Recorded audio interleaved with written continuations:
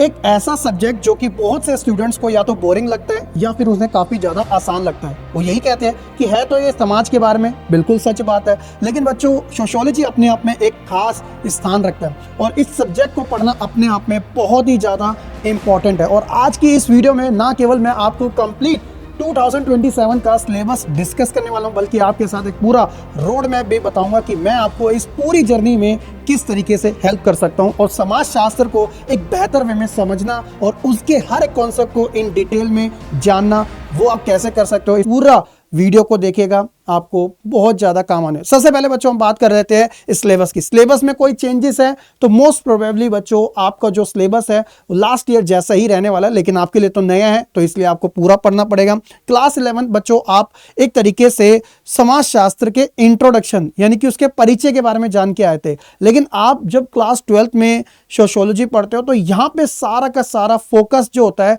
वो इंडिया के लेवल से रहता है, क्योंकि पहली बुक भी इंडिया से रिलेटेड है और दूसरी बुक बच्चों एक तरीके से इंडिया में जो जो चेंजेस हुए हैं, जो डेवलपमेंट हुए हैं उनके बारे में। तो एक एक करके समझ लेते हैं। सबसे पहले बच्चों आपकी सोशियोलॉजी के अंदर दो बुक रहने वाली है। पहली जो बुक होगी वो होगी बच्चों आपकी भारतीय समाज।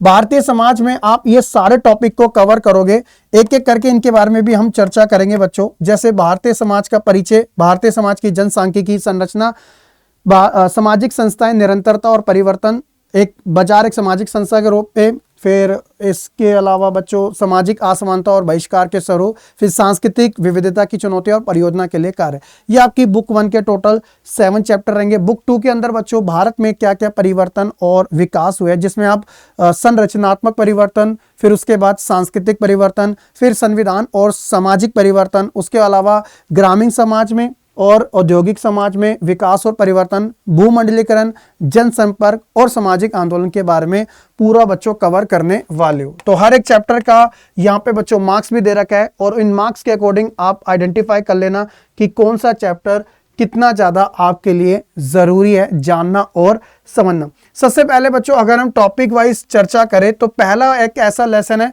जो नींव का काम करेगा, यानी कि बुनियाद का काम करेगा।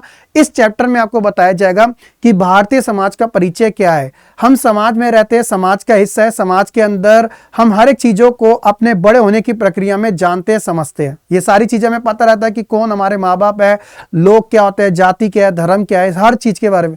लेकिन इसके अंदर जो हमारा ज्ञान होता है वो एक तरीके से पहले से प्राप्त होता है, यानी कि इसे हम कह सकते हैं कि समाज में प्राप्त हुआ ज्ञान। लेकिन समाज शास्त्र कहता है कि अगर आपको समाज शास्त्र अच्छे से समझना है तो आपको अपना समाज में प्राप्त जो ज्ञान है उसे भूलना पड़ेगा और इसको एक व्यवस्थित और वैज्ञानिक तरीके से समझना पड़ेगा। तो पहले चैप्टर के अंदर तो इसी के बारे में चर्चा की गई है। फिर बच्चों आपकी बात आती है दूसरे चैप्टर की, जिसमें हम भारतीय समाज की जनसांख्यिकी। जनसांख्यिकी का मतलब है कि जनसंख्या को बहुत बेहतर तरीके से समझना। मेरे लिए 140 करोड़ देश की जनसंख्या बोलना बहुत आसान है, लेकिन अगर मुझे इसके बारे में बहुत डिटेल में जानना है कि यूपी में कितनी जनसंख्या है, राजस्थान में कितनी है, केरला में कितनी है, और अगर मुझे उन जनसंख्या के अंदर थोड़ा और अंदर जाना है, यानी कि इसमें महिला कितने हैं, पुरुष कितने हैं, कितने पढ़े लिखे नहीं है, कितने जवान हैं और इनका जन्म दर क्या रहा है, मृत्यु दर क्या रही है, तो ये सब चीजें बच्चों भारतीय समाज की जनसांख्यिकी के अंदर चर्चा हो जाएगी। इसके अंदर एक फेमस टॉपिक भी है मोल्थस का सिद्धांत, वो मैं आपको डिटेल वर्जन में कवर भी कराऊंगा। फिर बच्चों हम सामाजिक संस्थाएं तीसरे चैप्टर के ऊपर बात करेंगे। समाज के अंदर इस चैप्टर में 3 मुख्य सामाजिक संस्थाएं बताई गई है। सोशल इंस्टीट्यूशन, जिसके अंदर जाति जो एक लंबे समय से रही है, फिर उसके बाद जनजाति और फिर उसके बाद परिवार। तो यही निरंतर तरीके से हमारे प्राचीन, मध्य और आधुनिक काल में रही है और समय के साथ इनमें परिवर्तन हमें देखने को मिल रहा है। यही है सामाजिक संस्थाएं और निरंतरता और परिवर्तन।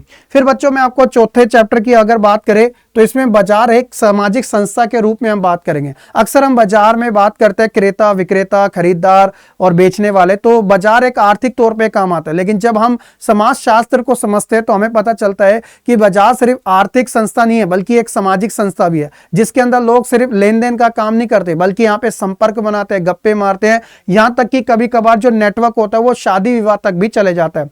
तो इस चौथे चैप्टर में आप इसको इसी संदर्भ में समझोगे। फिर 5वां चैप्टर सबसे बड़ा चैप्टर है बच्चों, अच्छे खासे मार्क्स भी इसके अंदर आपसे पूछे जाते हैं। तो इसमें हम बात करेंगे सामाजिक असमानता और बहिष्कार के स्वरूप।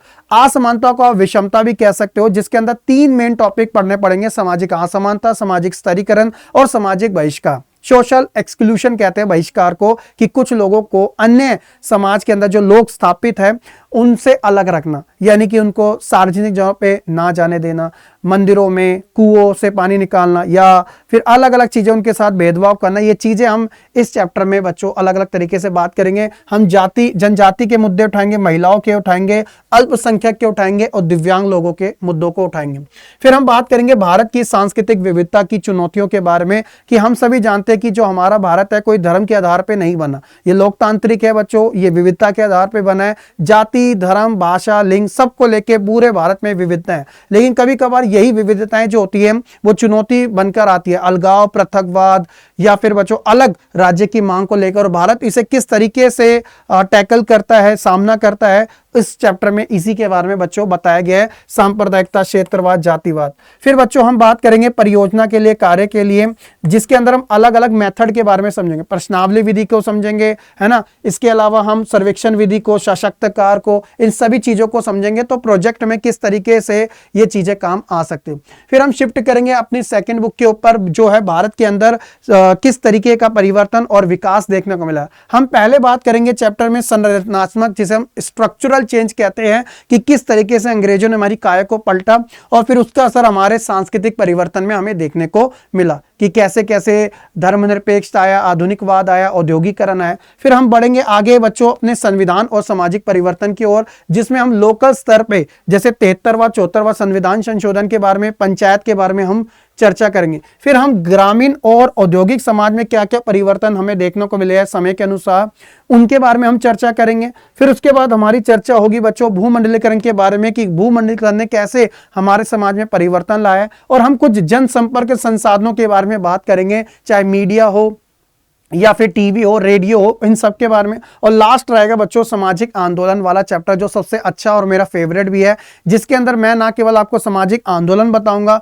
बल्कि उनके प्रकार बताऊंगा, चाहे वो सुधारवादी हो, क्रांतिकारी हो, प्रतिदानात्मक हो, है ना। हर तरीके के सामाजिक आंदोलन, नए पुराने, किसान, मजदूर, महिला, इन सभी के बारे में बच्चों हम चर्चा करने वाले हैं। ये आपका ओवरऑल बच्चों सिलेबस है जो पूरे सेशन में आप मेरे साथ कवर करोगे। इससे पहले भी मैंने आपके साथ बहुत सारे पिछले सेशन की वीडियो भी डाल रखी है, अगर आप प्लेलिस्ट उठा के देखोगे तो बच्चों आपको सोशियोलॉजी का कंटेंट बहुत सारा मिलेगा। लेकिन बच्चों अगर आपको तैयारी करनी है तो बिल्कुल सटीक तरीके से कीजिएगा। मेरी क्लास ज्यादातर 5 बजे होती है बच्चों, आप इस चैनल को सब्सक्राइब करके रखिएगा और पूरा सिलेबस की जानकारी पूरे सेशन के अंदर मैं आपको कवर कराता रहूंगा हर एक चैप्टर के थ्रू। तो बस आप कनेक्ट रहिएगा। बहुत बहुत शुक्रिया। उम्मीद है कि आपको सिलेबस अच्छे से समझ आ चुका होगा। कमेंट सेक्शन में जरूर लिखिएगा यस सर, मैं 2027 के लिए काफी ज्यादा एक्साइटेड हूं। प्लीज आप बस सेशन को शुरू करते रहिए, क्योंकि मैंने ऑलरेडी आपके लिए चैप्टर 1 भी अपलोड कर दिया, आप चेकआउट जरूर कर लेना। बहुत बहुत शुक्रिया। जय हिंद।